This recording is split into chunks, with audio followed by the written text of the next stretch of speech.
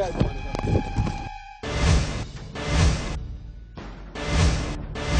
वालेकुम बाबा, कैसे हैं? ठीक ठाक हैं? कितने अरसे से बाबा यहाँ पे काम कर रहे हैं? मुझे 8 साल हो गए तकरीबन। 8 साल हो गए। 8 साल में जो बदअमनी के वाकयात अब हो रहे हैं, पहले भी इसी तरह था या अब ज्यादा हो गया? मेरी दुकान पे पहली दफे हुआ, ये आखिरी मेरी दुकान पे हुआ। तब हम लोग यहाँ से थाने वगैरह गए, एक गाहक कस्टमर आई उधर से इधर से आई। अच्छा। वो लोग वो भी इधर ही से गया। उसने पूछा ये गला कितने, एक बंदा था, एक आदमी था? एक ही था। उसने पूछा ये गला कितने का बनाओगे? यहाँ कारीगर एक दूसरा बैठा हुआ था। अच्छा। उसने बताया कि ये इतने का। उसके हाथ में अंगूठी थी, कड़ा भी था। उसने कहा फौरन वापस आया, वो उसने देख लिया था अंगूठी है हाथ में। वापस आया उधर से घूम के, बोले मैं जल्दी निकालो, ये कड़ा भी निकालो। उसने अंगूठी उतार के दे दी। हाथ में कड़ा था वो टाइट था उसके। उसने कहा तुम खुद काट लो उसको। अच्छा। काट लो। उसने कहा नहीं। इतने में क्या नाम होता है, 1-2-4 आदमी आ गए इधर से, जमा हो गए। फिर वो पैदल था? नहीं स्कूटर पे था। स्कूटर स्टार्ट करी सीधा अकेला। जब यहाँ पर मुसलसल वाकयात हो रहे हैं तो क्या एक ही तरह के लोग आते हैं या मुख्तलिफ उनकी वज़ाक़त मुख्तलिफ होती है? एक ही तरह के होते हैं, मतलब यंग लड़के हैं? यंग लड़के देखने में पढ़े लिखे लड़के पढ़े लिखे लगते हैं। और क्या कहना, क्या पहचान तो होती नहीं, माल के जबान।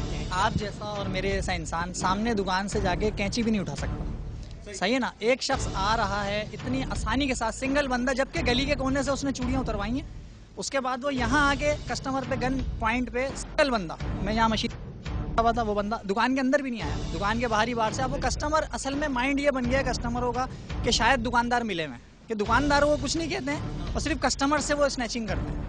10 मिनट के बाद मोबाइल आई है पुलिस की, आके मुझसे पूछता है जी क्या लेके गया? तो मैंने बोला भाई आप गैर जिम्मेदारी क्यों करते हो? तो वो मुझसे बदतमीजी कर रहा है। तो मैंने बोला भाई डकैत में और एक दुकानदार में फ़र्क महसूस करें। 2 दिन पहले मैं यहाँ से आ रहा था तो मुझे हफ्ते में 3 से 4 दफ़ा रोका जाता है। मैं बाइक पे आता हूँ, कागजात दिखाओ, चेकिंग कराओ, सब कुछ सही है तो लाओ 100 रुपये दे दो। भाई किस चीज़ के 100 रुपये दें? तो इधर के जो SHO साहब हैं अभी नया, पुलिस की इन्वॉल्वमेंट को आप खारिज अज़ इम्कान करार दे सकते हैं कि पुलिस की ईमा के बगैर ऐसा हो सकता है? नहीं, उसके बगैर नहीं हो सकता। ये नगरी तो नहीं है, हम अफगानिस्तान या इराक में तो नहीं बैठे हैं ना? अब हम वहाँ गए, थाने गए तो वहाँ यही कह रहा है SHO, कह रहा है हम लोग माफी चाहते हैं, आइंदा आपका नहीं होगा। इसका क्या मतलब आइंदा नहीं होगा? असल में कुछ इनका माकूल मतलब बंदा लगा। पता है क्या, कोई ना कोई ऐसी, हाँ, उनको पता है कि आइंदा ये लोग हमारी इस एरिया में नहीं भेजेंगे, दूसरे एरिया जब में। हमारी दुकान में वारदात हुई थी 4 से 6 दिन हुए थे SHO साहब को यहाँ पर आए हुए ना, तो वो बंदा कुछ माकूल सा लगा। उस बंदे ने हमें बहुत ही यकीन दहानी कराई। उसके बाद एक्शन भी हुआ। 2 दिन बाद एक डकैतों को पुलिस मुकाबला हुआ था राहत मिल्क पे, तो कुछ कार्रवाई करिए। 3-4 दिन तक तो ऐसा हुआ कि यहाँ से भी मोबाइल गुजर रही है, यहाँ से भी मोबाइल गुजर रही है, और 2 दिन के बाद दोबारा वैसा ही हो गया। नॉर्मल हो गया। नाज़रीन, वही सिचुएशन वही है। लॉ एनफोर्समेंट एजेंसीज की जानिब से जो इक़दाम उठाए जाने चाहिए उस तरह से नहीं है, और पब्लिक के जो सेंटिमेंट्स हैं जब उनसे खेला जाएगा और इस तरह के वाक़यात होंगे तो गैर यकीनी सूरत हाल पैदा हो ही जाती है। यहाँ के मकीन, रिहायशी और शॉपकीपर्स कहते यही हैं कि जब लाकानूनियत की इंतहा हो जाए तो कोई पूछने वाला नहीं होता।